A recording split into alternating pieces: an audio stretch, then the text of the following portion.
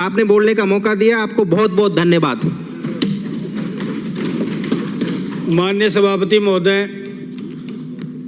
आपने मुझे मांग संख्या 42 और 45 पे बोलने का मौका दिया, आपका बहुत बहुत धन्यवाद, आभार।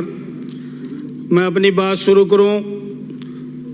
पानी पे, वन पे, पर्यावरण पे बात हो रही है। दो तीनों आपस में पूरक हैं। जल बिना वन नहीं है और वन बिना पर्यावरण नहीं है।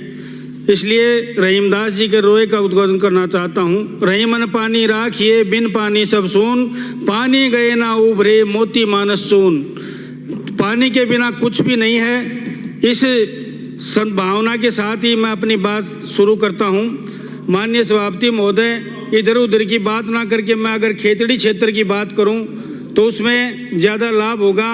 मैं जिस क्षेत्र से आता हूँ, अरावली की पहाड़ियों से घिरा हुआ क्षेत्र है माननीय, और पहाड़ियों की अधिकांश होने के नाते वहाँ पे लगभग क्षेत्र सूखा और जलाशय भी पानी के सूख गए हैं। मेरे विधानसभा क्षेत्र में जीवन यापन का सिर्फ कृषि एक स्रोत है, लेकिन कृषि में पानी के बिना लोग पलायन कर चुके हैं और अन्यत्र दूसरे प्रदेशों में जैसे हरियाणा, दिल्ली में लोग जा चुके हैं। इसलिए मैं निवेदन करता हूं, भूजल के संरक्षण के लिए अगर छोटे छोटे बांध और जलाशयों का निर्माण किया जाए तो मैं समझता हूं एक किसान खेती की तरफ दोबारा लौट सकता है और खेती को अपना मुख्य स्रोत बना सकता है आय का। इसलिए मैं निवेदन करता हूं महोदय, जैसा मैंने पहले भी जिक्र किया था कि अरावली की पहाड़ियों से संभावनाएं नजर आती हैं। जैसे क्षेत्र में 2 रिजर्व कंजर्वेशन है, उस रिजर्व कंजर्वेशन की सुविधाएं मूलभूत अगर विकसित कर दी जाएं तो मैं इस मांग का निवेदन करना चाहता हूं। मेरे द्वारा की गई सभी मांगे वर्तमान में परिप्रेक्ष्य में अति आवश्यक हैं। तो महोदय, आपके माध्यम से मैं राज्य सरकार से निवेदन करता हूं,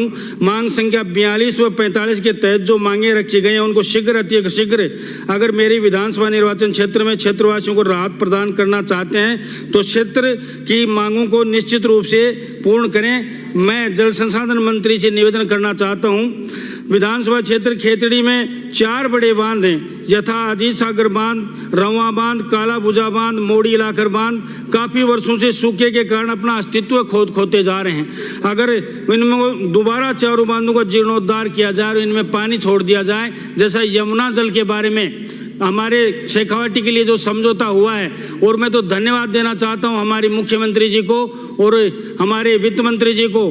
मुख्यमंत्री जी ने जो शेखावाटी की 3 सीटें लोकसभा में हमारे आशा के विपरीत जाने के बाद भी उसके बाद झुंझुनू गए और झुंझुनू में छाती ठोक के कहा कि हो सकता है जनता ने हमारी बात को शिरोधार्य नहीं किया होगा, सारी हमारे विपक्ष में 3 सीट दे दी होंगी लोकसभा की, लेकिन यमुना का जल निश्चित रूप से शेखावाटी में आएगा। और प्रेस कॉन्फ्रेंस में कहा और प्रेस कॉन्फ्रेंस के बाद सार्वजनिक सभा में ये बात कही। ये दृढ़ इच्छाशक्ति और दृढ़ संकल्प का ही एक निर्णय है कि एक 3 सीटें जाने के बाद भी सार्वजनिक रूप से ये घोषणा करना कि जो हमने कहा है उसमें कथनी और करनी में हमारे फर्क नहीं है। मैं धन्यवाद देना चाहता हूं ऐसे मुख्यमंत्री को। इसलिए निश्चित रूप से मैं शेखावाटी के हरियाणा सरकार के यमुना जल समझौते का स्वागत करता हूं, जिसमें शेखावाटी एक सूख चुका है लगभग। इसमें अगर बांधों में डीपीआर बनाई जाए तो ये बांध अगर भर दिए जाएं तो मैं समझता हूं मेरे क्षेत्र की समस्या पूरी हो सकती है। कुंभाराम लिफ्ट परियोजना में भी जल जीवन मिशन के तहत वंचित जो गांव हैं, मंत्री महोदय मेरा निवेदन है वंचित गांवों को अगर जोड़ा जाए गांव ढाणियों को तो गांव में सुविधा बनेगी। जल संसाधन विभाग में मेरे अधीन खेतड़ी क्षेत्र में स्थित ग्राम गाडराटा के अंदर बांध का निर्माण किया जाए तो जनता को एक प्रत्यक्ष रूप से लाभ होगा। जल संसाधन विभाग के अंतर्गत राज्य सरकार द्वारा मेरे विधानसभा क्षेत्र खेतड़ी में उपयुक्त एनीकट एवं जल संग्रहण हेतु आवश्यक कार्य योजना बनाने की आवश्यकता है, ताकि गिरते हुए भूजल को दोबारा रोका जा सके। वन एवं पर्यावरण के संबंध में मैं मांग संख्या 45 के अधीन वन मंत्री जी से निवेदन करना चाहता हूं कि मेरे क्षेत्र में एक बहुत बड़ा रिजर्व कंजर्वेशन जिसको बांसयाल खेतड़ी रिजर्व कंजर्वेशन के नाम से जाना जाता है, मैंने पूर्व भी सदन में इस बात का जिक्र किया था, उसको अगर संरक्षित किया जाए तो मैं समझता हूं रोजगार के अवसर वहां पे बढ़ेंगे। उसकी सीमा और एरिया में पक्की दीवार की आवश्यकता है, पक्की दीवार के बाद में फेंसिंग की आवश्यकता है, क्योंकि 4 फुट की दीवार है मात्र, उसमें जो जंगली जानवर हैं पैंथर वगैरह, सियार वगैरह हैं वो 4 फीट की दीवार में रोक नहीं सकते, इसलिए इसको ज़्यादा ऊंची करके तार फेंसिंग की जाए तो मैं समझता हूँ ज़्यादा फायदा रहेगा।